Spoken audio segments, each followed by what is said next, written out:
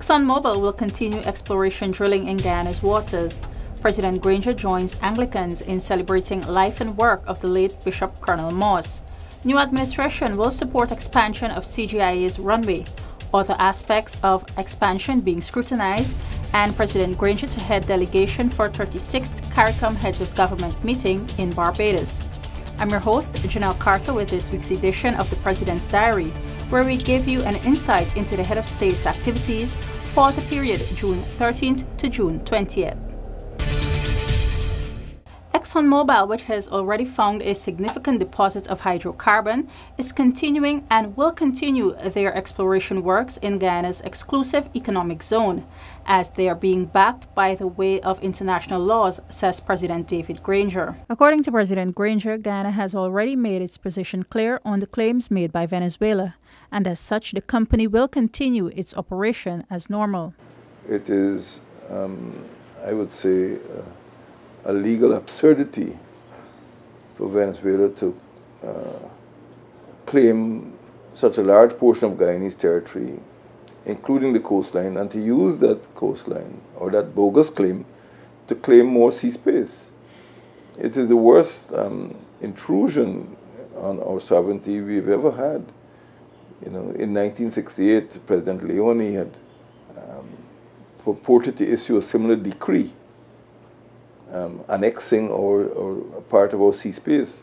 But President Maduro has gone even further than President Leone. The claim, the head of state noted, is an affront to the Guyanese nation, and more so it collides with international maritime law. He explained that the decree made by Venezuela is completely in breach of the United Nations Convention of the Law of the Sea. As far as the ExxonMobil is concerned, it has nothing to fear.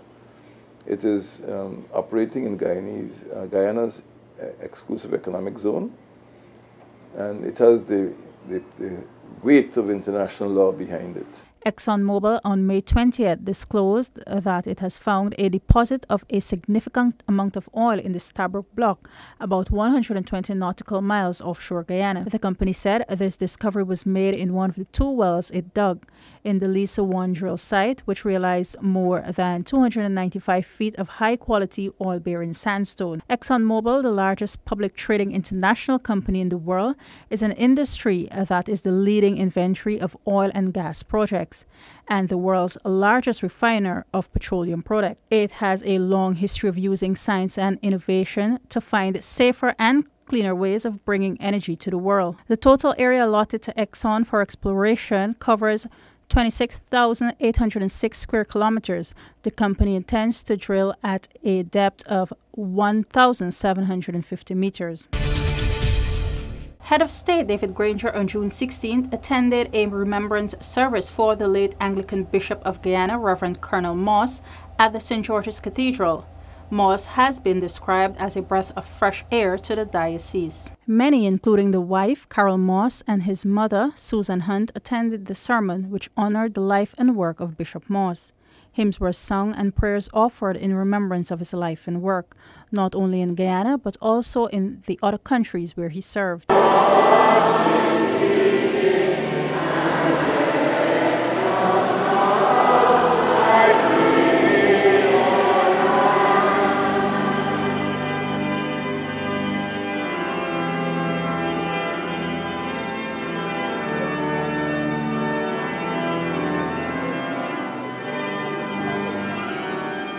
Moss died on May 30th in Miami, Florida, where he was recuperating from heart surgery.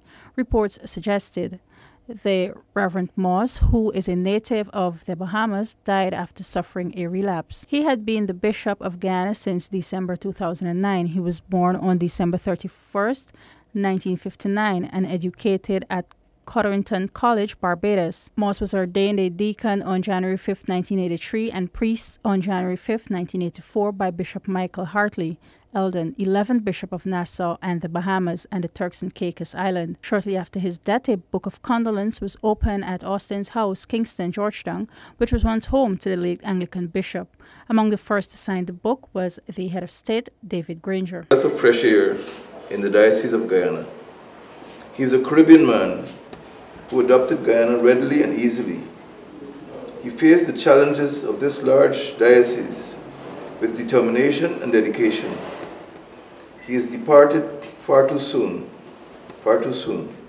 May his soul rest in eternal peace.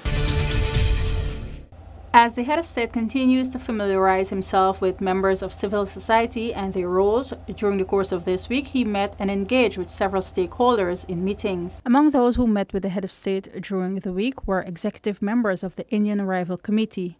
During that meeting, the committee sought to brief the president on their activities and role in society. The IAC is an Indian rights culture organization which seeks to promote strong moral values in society. His Excellency David Granger also took time to meet with Ms. Majula Bridgemohan, Managing Director of the Small Business Development Finance Trust, Inc. This organization covers a wide spectrum of economic activities which are suitable for the Guyanese environment, but limited to the following areas: agriculture, small farming, fishing, poultry, dairy, and ornamented fish for export. Also, members of the Scouts Association were privileged to meet with the head of state. That meeting included Minister of Social Cohesion Amna Ali at the Ministry of the Presidency. The team included Mr. Ramsey Ali, Ms. Zahida Joquin, and Ms. Dominique Van Slytman and Ron Robinson. You're watching The Diary, where we are recapping the highlights of the country's president's weekly activities. His Excellency David Granger is expected to head a delegation to Barbados for the 36th regular Conference of Heads of Government of the Caribbean Community CARICOM, which will be held from July 2nd to 4th this year. We'll be going to the next Caribbean Heads of Government meeting in Barbados on the 1st of July, and the matter will be raised then. CARICOM has been notified, and the Secretary General has, I'm confident the Secretary General has provided some information to the heads of government. The conference will start with an opening ceremony which will be addressed by heads of government elected since the last conference, followed by an official reception. On the days following, there will be business sessions and a retreat for heads of government. A cultural event will also be hosted for heads of government by visiting countries and local officials on CARICOM Day, which falls on Saturday, July 4th. 15 CARICOM heads of government and the heads of 5 associated states and their delegation, a total of more than 150 persons, will deliberate over a range of items of importance to the region. It is expected, too, that the conference will host several distinguished special guests during the period which an important symposium will be held. Going forward, Head of State David Granger said his administration will support the expansion of the Cheddi Jagan International Airport's runway, while consideration may be given to other aspects of the airport expansion project. We have more or less agreed that the lengthened runway is feasible, necessary, and desirable. The other aspects, at this point in time, may have to wait for the funding.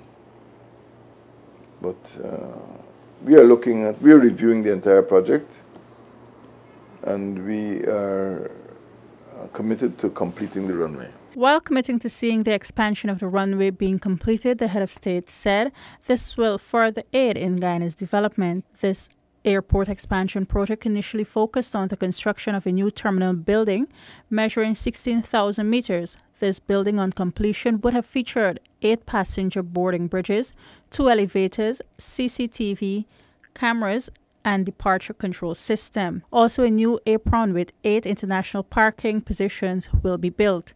The project, which is being funded by the government of Guyana through the Exim Bank of China, was expected to cost US $150 million. However, those are the aspects that will now be under review by the new administration. The scope of the project also featured the extension of the main runway by 3,500 feet to a final length of 10,500 feet, capable of accommodating the Boeing 747-400 jet. The new David Granger-led administration says it will deliver on its promise to reduce the Berbice River Bridge toll, as was outlined in their manifesto. However, this will be done after extensive negotiations and dialogue. According to President Granger, while the administration is working to reduce the toll, there is still an ongoing investigation, firstly to address the question of ownership of the bridge. We were of the view when we were in opposition that the toll is punitive even in relation to the Demerara Bridge toll, and it could be reduced. We cannot do that arbitrarily or unilaterally, but it will be reduced. That is one of our priorities. In their manifesto for the closely fought May 11th campaign, the AFC APNU coalition made a number of promises that they pledged would be kept in their first 100 days in office, including to reduce the Berbice River Bridge toll.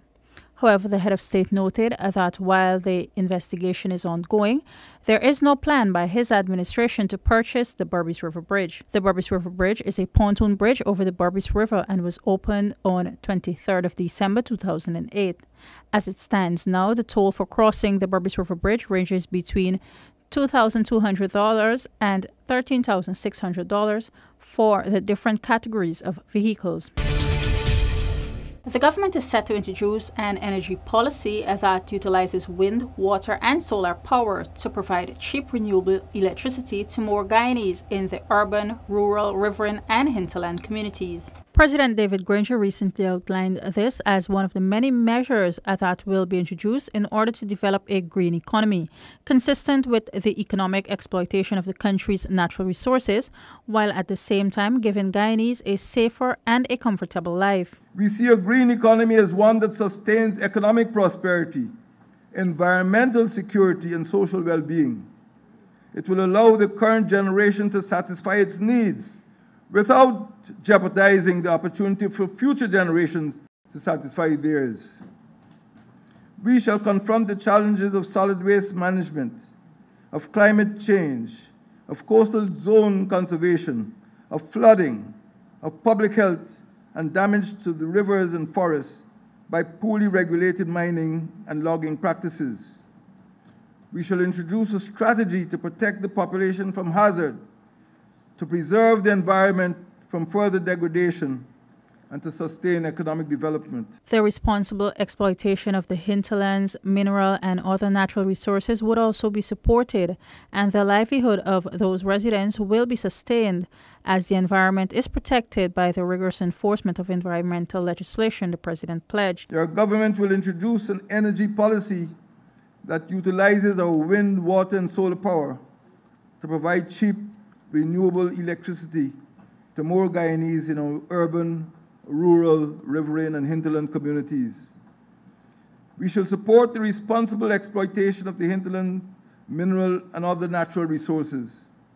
We shall ensure, however, that the livelihood of the residents of those areas is sustained and that the environment is protected by the rigorous enforcement of environmental legislation. Government will also introduce a comprehensive plan to invest in improvement or increase to public infrastructure assets and a national infrastructure plan for the maintenance and extension of aerodromes, highways, roadways, stallings, and bridges. The President also noted that Guyana's economic development has been impeded and its international competitiveness has been impaired because of the lack of major investment in public infrastructure. Collapsing stallings, congested city streets, aging ferries, deteriorating hinterland airstrips, broken bridges, impassable roadways, and weakened cokers and sea defenses have all become major obstacles to everyday commuting, communication, and commerce, he added. The President also noted the frequent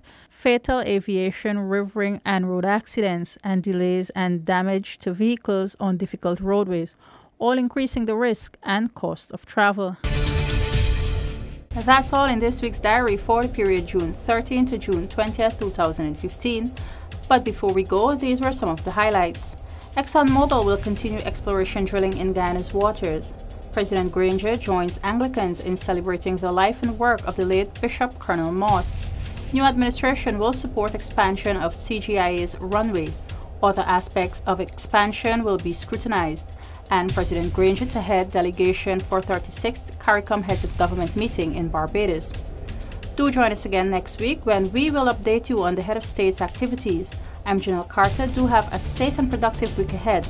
But in the interim, for more information, contact us via email at gina.govgy@gmail.com or visit our website at www.gina.gov.gy.